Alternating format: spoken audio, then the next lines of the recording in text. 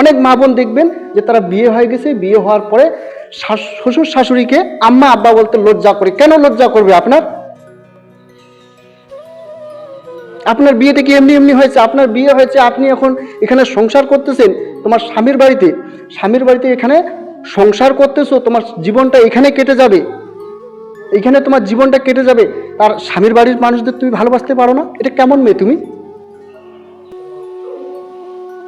কি শিক্ষা অর্জন করলে এতদিন থেকে? এটা হচ্ছে সবচেয়ে বড় এই বর্তমান দিনের এই সমস্যা। এই বর্তমান দিনের এই সমস্ত সমস্যার জন্য দেখবেন যে বাড়ির মধ্যে কেচাল হয়ে যায়। শ্বশুর শাশুড়ি